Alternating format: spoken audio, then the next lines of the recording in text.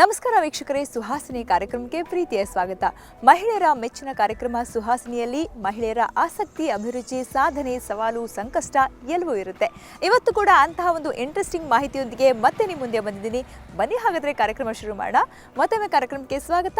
ನಾನು ನಿಮ್ಮ ಗೆಳತಿ ಸಬಿತಾ.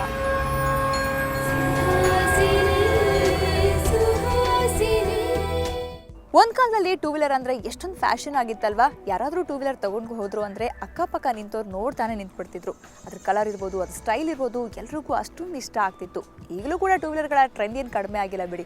ಬೆಂಗಳೂರಲ್ಲಿ ಟೂ ವೀಲರ್ಗಳು ಜಾಸ್ತಿ ಆಗ್ತಿರೋ ಸಂಖ್ಯೆ ನೋಡಿದ್ರೇ ಗೊತ್ತಾಗುತ್ತೆ ಅದು ಎಷ್ಟೊಂದು ಇಂಪಾರ್ಟೆಂಟ್ ಆಗಿದೆ, ಎಷ್ಟೊಂದು ಲೈಫಲ್ಲಿ ತುಂಬಾ ಅನಿವಾರ್ಯತೆ ಆಗಿದೆ ಅಂತ. ಅದರಲ್ಲೂ ಎಸ್ಪೆಷಲಿ ಮಹಿಳೆಯರ ಜೀವನದಲ್ಲಿ ಟೂ ವೀಲರ್ಗಳು ತುಂಬಾ ಇಂಪಾರ್ಟೆಂಟ್ ಪಾತ್ರ ವಹಿಸುತ್ತೆ ಅಂತಲೇ ಹೇಳ್ಬೋದು. ಇಂಡಿಪೆಂಡೆಂಟ್ ಆಗಿ ಹೊರಗಡೆ ಹೋಗೋದಿರ್ಬೋದು, ಅಥವಾ ಮಕ್ಕಳನ್ನ ಸ್ಕೂಲಿಗೆ ಕರ್ಕೊಂಡು ಹೋಗೋದು, ಕರ್ಕೊಂಡು ಬರೋದಿರ್ಬೋದು, ಇಂಥ ಒಂದು ಸಣ್ಣ ಪುಟ್ಟ ಕೆಲಸಗಳಿಗೆಲ್ಲ ನೆರವಾಗೋದು ಟೂ ವೀಲರ್. ಇಂಥ ಒಂದು ಟೂ ವೀಲರ್ನ ಕಲಿಸ್ಕೊಡುವಂಥ ಇನ್ಸ್ಟ್ರಕ್ಟರ್ ನಮ್ಮ ಜೊತೆ ಇದ್ದಾರೆ. ಬನ್ನಿ ಅವರು ಯಾರು ಅಂತ ತಿಳ್ಕೊಳ್ಳೋಣ.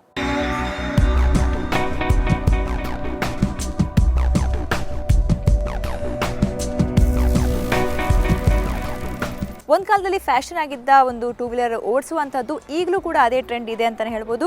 ಬನ್ನಿ ಟೂ ವೀಲರ್ ಇನ್ಸ್ಟ್ರಕ್ಟರ್ ನಮ್ಮ ಜೊತೆ ಇದ್ದಾರೆ ಸೌಭಾಗ್ಯ. ಈಗಲೂ ಕೂಡ ಸಾಕಷ್ಟು ಹೆಣ್ಮಕ್ಳಿಗೆ ಟೂ ವೀಲರನ್ನು ಕಲಿಸ್ಕೊಟ್ಟಿದ್ದಾರೆ.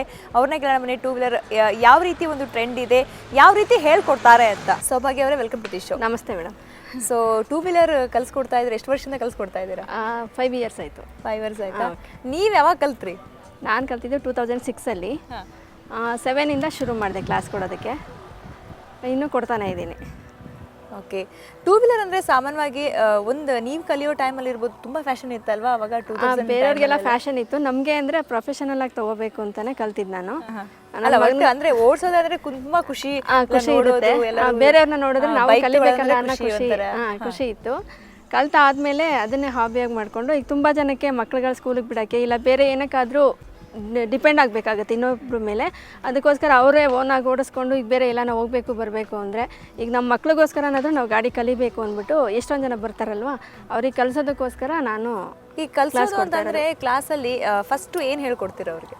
ಮೊದಲು ಅಂದರೆ ಬೇಸಿಕ್ ಹೇಳ್ಕೊಡ್ತೀವಿ, ಯಾವ ಥರ ಎಕ್ಸ್ಲೇಟರ್ ಕೊಡಬೇಕು, ಯಾವ ಥರ ಗಾಡಿ ಮೂವ್ ಮಾಡಬೇಕು ಅನ್ನೋದನ್ನೆಲ್ಲ ಹೇಳ್ಕೊಡ್ತೀವಿ. ಅಂದರೆ ಟ್ಯಾಲೆಂಟ್ ಇರೋರು ಬೇಗ ಕಲ್ತ್ಕೊಂಡ್ಬಿಡ್ತಾರೆ, ಸ್ಲೋ ಇರೋರಿಗೆ ನಿಧಾನಕ್ಕೆ ಹೇಳ್ಕೊಟ್ಟು ಡೇ ಬೈ ಡೇ ಎದ್ರವರೆಲ್ಲ ಇರ್ತಾರಲ್ವ ಅವ್ರಿಗೆ ಡೇ ಬೈ ಡೇ ಒಂದೊಂದು ಹೇಳ್ಕೊಟ್ಟು 10 daysಲ್ಲೆಲ್ಲ ಪಿಕಪ್ ಆಗಿಬಿಡ್ತಾರೆ.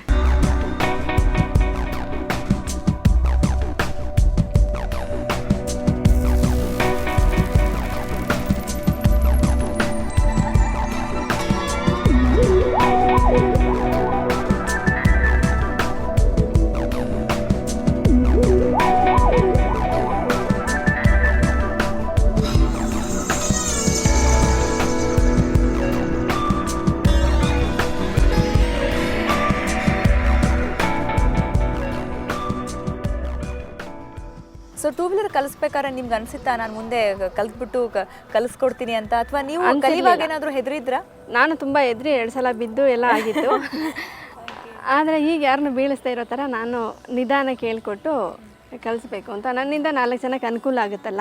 ತುಂಬ ಜನ ಇವಾಗ ಟೂ ವೀಲರ್ ಈಗಲೂ ಕೂಡ ನಾನು ಹೇಳಿದಾಗೆ ಈಗಲೂ ಓಡಿಸ್ತಿದ್ದಾರೆ ಜನ. ಟೂ ವೀಲರ್ ಏನು ಕಡಿಮೆ ಆಗಿಲ್ಲ ಬೆಂಗಳೂರಲ್ಲಿ, ಓಡಿಸ್ತಿದ್ದಾರೆ. ಬಟ್ 4 ವೀಲರ್ ಕಲಿಯೋಕ್ಕೆ ತುಂಬ ಜನ ಬರ್ತಾರೇನೋ, ಅಥವಾ ಟೂ ವೀಲರ್ಗೂ ಕಲಿಯೋಕ್ಕೆ ಬರ್ತಿದ್ದಾರೆ? 2 ವೀಲರ್ಗೂ ಬರ್ತಿದ್ದಾರೆ. ಏಕೆ ಅಂದರೆ ಮನೆಯಲ್ಲಿ ಇಬ್ಬಿಬ್ಬರೇ ಇರ್ತಾರಲ್ವ, ಜೆಂಟ್ಸ್ಗಳಿಗೆ ಅವ್ರ ಹಸ್ಬೆಂಡ್ಗಳಿಗೆ ಕಲ್ಸೋಕ್ಕೆ ಟೈಮ್ ಸಿಗಲ್ಲ.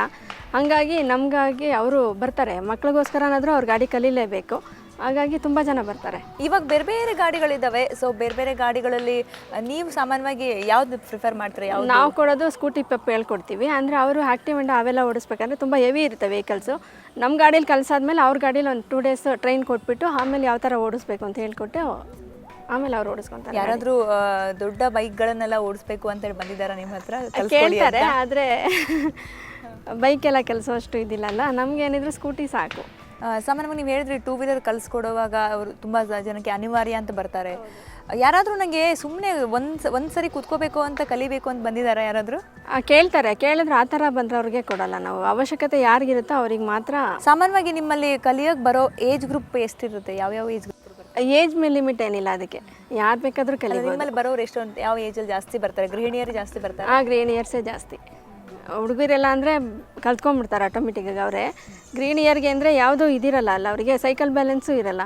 ಹಾಗಾಗಿ ನಮ್ಮ ಹತ್ರನೇ ಬಂದು ಕಲ್ತ್ಕೊಂತಾರೆ. ಸೊ ಆ ಏಜಲ್ಲೂ ಕೂಡ ಅವರಿಗೆ ಧೈರ್ಯ ಇದ್ದರೆ ಸಾಕು. ಧೈರ್ಯ ಇದ್ದರೆ ಯಾರು ಬೇಕಾದರೂ ಓಡಿಸ್ತಾರೆ. ಕಾನ್ಫಿಡೆಂಟ್ ಆಗಿ ಭಯ ಇರಬಾರ್ದು. ಭಯ ಬಿಟ್ಟರೆ ಯಾರು ಬೇಕಾದರೂ ಓಡಿಸ್ಬೋದು. ಟೂ ವೀಲರ್ ನೀವು ಹೇಳಿದ್ರಲ್ಲ ಹೇಳ್ಕೊಡ್ತೀವಿ, ಎಷ್ಟು ದಿನ ಎಷ್ಟು ಅವರ್ಸ್ ತೊಗೋತೀರ ಅವ್ರಿಗೆ? ನಾವು 10 ಅವರ್ಸ್ ಹೇಳ್ಕೊಡೋದು. ಡೈಲಿ 1 ಅವರ್ ಕ್ಲಾಸ್ ಇರುತ್ತೆ. ಈಗ ಟೈಮಿಂಗ್ಸ್ ಇಲ್ಲ ಅನ್ನೋರಿಗೆ ಹಾಫ್ ಆನ್ ಅವರ್ ಥರ 20 ಡೇಸ್ ಹೇಳ್ಕೊಡ್ತೀನಿ. ಜಾಸ್ತಿ ಕೆಲವರಿಗೆ 1 ಅವರಲ್ಲಿ 10 ಗಂಟೆಯಲ್ಲಿ ಕಲೀಲಿಲ್ಲ ಅಥವಾ ಹೆದರಿದ್ರು, ಕಲೀಲಿಲ್ಲ ಅಂದ್ರೆ ಮತ್ತೆ ಕಂಟಿನ್ಯೂ ಮಾಡ್ತೀನಿ. ಅವ್ರು ಕಲಿಯೋವರೆಗೂ ಅಂತ ಕಲಿಸ್ಕೊಡ್ತೀವಿ, ಬಿಡಲ್ಲ.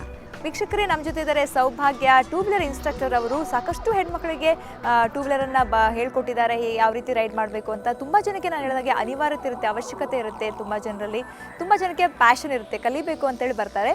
ಏನೇ ಆಗಲಿ, ಇಲ್ಲಿ ಇವ್ರ ಜೊತೆ ಕಲ್ತಿರೋರು ನಮ್ಮ ಜೊತೆ ಮಾತಾಡ್ತಾರೆ. ಅದರ ಚಿಕ್ಕ ಬ್ರೇಕ್.